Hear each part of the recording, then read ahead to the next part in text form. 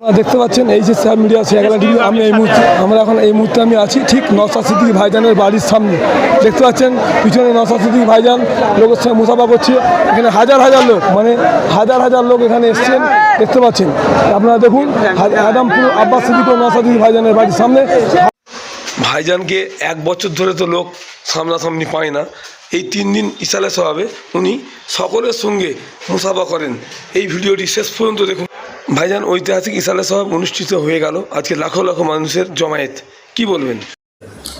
দেখুন, এটা তো নতুন করে নয়, দীর্ঘদিন হয়ে আসছে ঐতিহাসিক জায়গা। এখানে যে সংখ্যায় মানুষ আছে সেই সংখ্যায় পরিষেবা থেকে শুরু করে পুলিশ থেকে শুরু করে সেই অর্থে হয় না। কিন্তু এখানে যারা আসেন তীর্থযাত্রীরা, যারা স্বেচ্ছাসেবকের ভূমিকা পালন করেন, শান্তিপূর্ণভাবে তারা আসেন, শান্তিপূর্ণভাবে ফিরে যায়।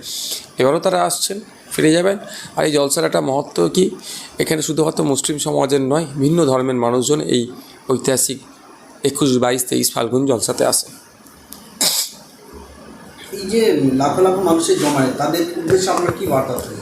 দেখুন, বার্তা তো এই জলসা যিনি প্রতিষ্ঠা করেছিলেন তিনি দিয়ে আসছেন, নতুন করে বার্তা দেবো না। শুধু একটাই কথা, তিনি যে কারণে জলসাটাকে প্রতিষ্ঠা করেছেন সেটাই লক্ষ্য রাখা দরকার। এই জলসাটা না কোনো মেলাতে পরিণত হয়ে যায়। তার যে চিন্তাভাবনা, যে লক্ষ্য উদ্দেশ্য ছিল, সেগুলিকে আমাদের বাস্তবায়ন করতে হবে, এবং বাস্তবায়ন করলেই তাহলে তার রুহানি দোয়া বা যেটাকে আশীর্বাদ বলে সেটা আমরা পেতে পারি। রাজ্য সরকারের পরিষেবা নিয়ে আপনি কী বলছেন? এবার প্রশ্ন অনেক থেকে যাচ্ছে। আমি আবার রাজ্য সরকারের বিরোধী দলের বিধায়ক, সুতরাং আমি বলে রাজনীতি করছে। যারা রাজনীতি করে না বলে তাদের কাছে গিয়ে প্রশ্নগুলো করুন না, তারা বলবে।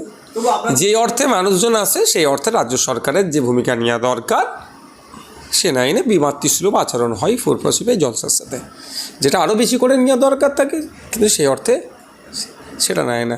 আমরা দেখেছি বিভিন্ন সময় রাজ্য সরকার বিভিন্ন খেলা মেলাতে যেভাবে তৎপরতা দেখায়, সেখানে যে লেভেলের অফিসার থেকে শুরু করে যেরকম হয়, যেখানে হয়তো লোকের সংখ্যা হয়তো 10 লাখ 15 লাখ ম্যাক্সিমাম সেখানে যায়, যেভাবে তৎপরতা দেখায়। আর এখানে 3 দিনে প্রায় 60 থেকে 70 লক্ষের অধিক মানুষজন আসা যাতায়াত করে, সেইখানে রাজ্য সরকারের ভূমিকা নিয়ে প্রশ্ন থেকে যাচ্ছে।